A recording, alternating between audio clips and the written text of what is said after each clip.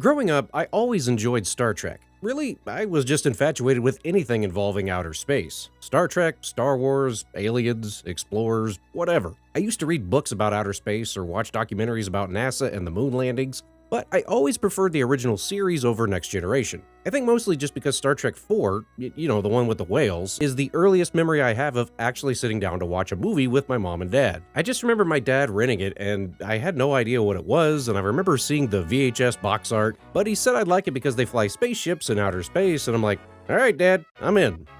I fell in love with the movie and the characters. Heck, I remember being confused when I went to watch more Star Trek movies because they weren't still flying around in the Bird of Prey. I didn't even realize at first that the Enterprise was their actual ship. Then, a year or so later, they built a broadcast tower near my small hometown for this new station called the Fox Broadcasting Company. And ooh boy, slap some rabbit ears on the old Zenith TV, and we've got a whole new slew of programs to watch. Somewhere along the way in there, I stumbled onto reruns of Star Trek the original series, as well as Star Trek the Next Generation on our local Fox over-the-air affiliate. It's weird to think that Star Trek The Next Generation didn't necessarily air on a specific network and instead was produced and sold straight into syndication. If affiliates chose to air syndicated episodes of Next Generation, they had to agree to purchase and run episodes of the original series as well, which was lucky for me because I'd stay up and watch an episode of Next Generation at 9 o'clock just so I could get to the rerun of the original series at 10 o'clock every night. I wasn't excited about the idea of Next Generation when I first heard about it, as I would rather just they have kept making more episodes of the original show, but over time I came to appreciate and enjoy the Next Generation as well. Fast forward almost 3 decades, and I suppose I'll finally get around to trying Star Trek The Next Generation, Futures Past on Super Nintendo. They made a version of this for Sega Genesis as well, and this was developed by Spectrum Holobyte and released in 1994.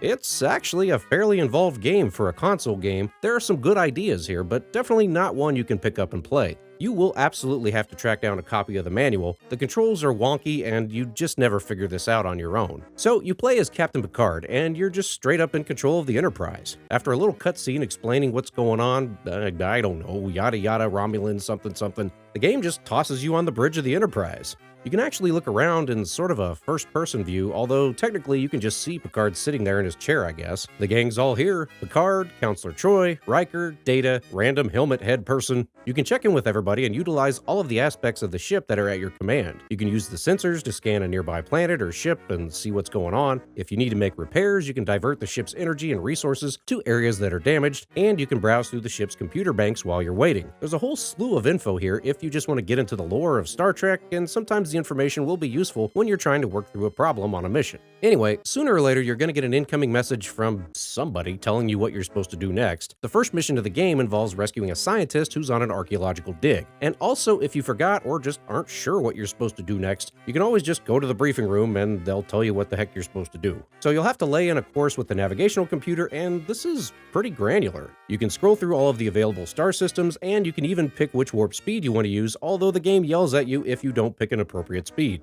And that's pretty much how these missions go. You'll get an incoming message from Starfleet or a random character, and then you'll have to travel to another planet, put together an away team, and then beam down to the surface and defeat bad guys, or there's some sort of problem or puzzle to solve. You can pick from any of your favorite Next Generation characters: Picard, Riker, Ensign Ed.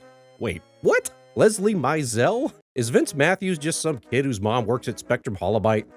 That's awesome. Anyway, when you're putting together your team, you can have up to 4 characters. Each one has their own unique abilities. You're pretty much always going to want to have Worf for his combat abilities and Data for his, well, pretty much everything else abilities, interacting with computers, scanning with his tricorder, whatever. You really shouldn't use Picard though, because if he gets critically injured on a mission, it's game over. Throw Riker in there, and I like to toss one of the insides in as well, since every away team needs a red shirt. Once you beam down to a planet, you can explore a bit, and you'll want to utilize your character's attributes. Like I said before, Data is really handy to have around since he can scan with his tricorder and usually get you pointed in the right direction. Plus, he can kind of see in the dark a bit, which is helpful. Geordi can also see in the dark as well. Okay, so the controls here are a bit complicated, but manageable. You can switch control between the characters by holding down the Y button and then pressing up or down on the D-pad to highlight which character you want to control via the pictures on the right side of the screen. Let go of the Y button, and now you're in control of whoever you highlighted. Cycle through the items in their inventory with the shoulder buttons and press A to use whichever item you select. You can split up to try to cover more ground, or if you're using one of the officers, you can highlight the insignia to have everyone just follow you. Okay, so I have to admit the combat controls, if you need to fight anybody, is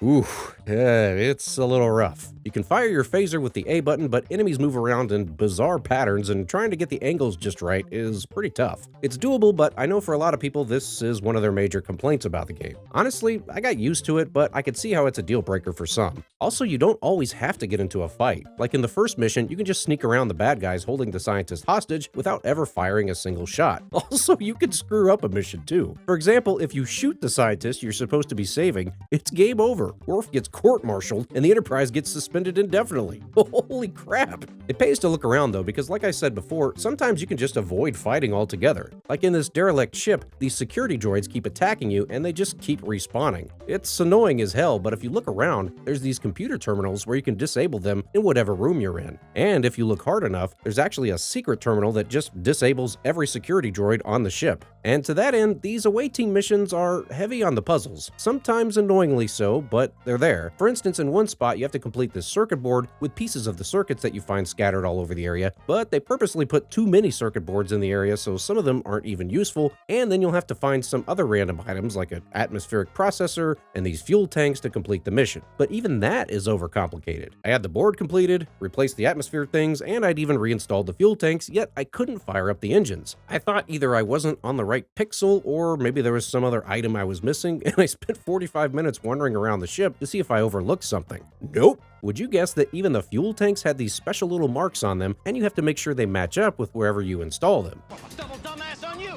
So that's basically what Star Trek The Next Generation is. You just go from one mission to the next, beaming down, solving puzzles, occasionally getting into fights. There's a bit of a story connecting some of the missions together with some cutscenes and recurring characters. It's certainly not perfect, but it's actually pretty enjoyable, and I was surprised to see how much hate this game gets. Well, okay. Maybe for the space combat sequences. These flat out suck. So occasionally you'll just get ambushed by Romulans and you can fight back, but the controls are clunky as heck. Press up on the D-pad to move forward, down to move back, and you can turn your ship clockwise or counterclockwise by pressing left or right. Fire phasers with the A button and torpedoes with the B button. Once I got the hang of it, I could usually fight off the Romulans with ease, but even still, you'll take a ton of damage, which takes a really long time to repair. Sometimes the Romulans will try to hail you during a battle, at which point you're supposed to press X and Y to open up communications with them, and they may offer up their surrender, but it can happen so fast that you end up accidentally blowing them up anyway, which results in getting reprimanded by Starfleet, and future encounters with the Romulans get more and more hostile.